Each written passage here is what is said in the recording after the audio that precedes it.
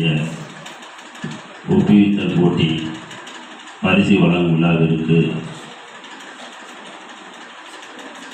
தலைமையேற்று இந்த விழாவை நடத்தி கொண்டிருக்கின்ற தலைமை ஆசிரியர் அவர்களே, ஆசிரியர் பெருமக்களே, ஆசிரியர் பெருமக்களே மற்றும் இந்த விழாவின் கதாநாயகர்கள் உள்ள மாணவ செல்வங்களே, அனைவருக்கும் வணக்கத்தை தெரிவித்துக் கொள்கிறேன்.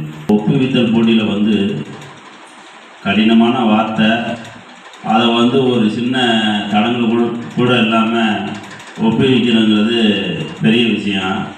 இதில் முன்னாடி பாடினவங்க மட்டும் இல்லை, கீழே இருந்தவங்களும் வாய் அசைச்சிக்கிட்டே இருந்தாங்க. அவங்க சொல்கிறது கரெக்டு தானா அப்படின்னு. அப்போ அந்த தேவாரம் திருவாசம் உங்கள் ஸ்கூலில் உள்ள எல்லாருக்குமே தெரியும், நல்லா பாடக்கூடியவங்களாக தான் இருப்பீங்கன்னு நினைக்கிறேன். எல்லாருமே ஸ்டேஜில் பாடினவங்க நல்லா பேசினாங்க, ஒப்புவித்தாங்க, பாடினாங்க.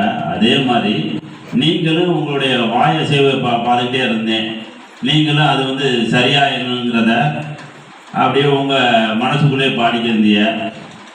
இதில் நம்ம சரியாக பாடுறோம் பாடலை அப்படிங்கிறது அது ரெண்டாவது விஷயம். எதுவாக இருந்தாலும் ஒரு ஸ்டேஜில் பாடணும் வர்றதே மிகப்பெரிய வெற்றி தான். அதனால் நீங்கள் உங்களுக்குள்ள எந்த கிரிக்கெட்டு கூடாது.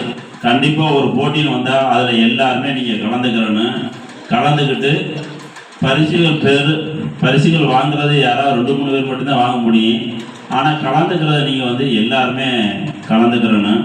நம்ம ஸ்கூலை பற்றி சொல்லணுங்கிறதே இல்லை, எல்லாருமே ஒவ்வொரு துறையில் சிறந்தவர்களாக தான் இருக்கிறீங்க. நானும் இதோட 4-5 விழாக்களில் கலந்துக்கிட்டேன். எல்லாருமே ஆச்சரியப்படக்கூடிய அளவுக்கு தான் திறமையாக இருக்கீங்க. அதனால் இந்த திறமை உங்களுக்கு பிற்காலத்தில் நீங்கள் மேல் படிப்பு படிக்கும்போது மிகப்பெரிய உதவியாக இருக்கும். இப்போ எல்லாருக்குமே ஒரு எக்ஸாம் டைமாக இருக்குது.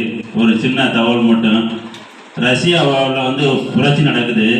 அந்த ரஷ்ய புரட்சிக்கு அப்புறம் லெனின் பேசுகிறாரு. அந்த சதுக்கங்கிற ஒரு இடத்துல நின்று லெனின் பேசுகிறாரு.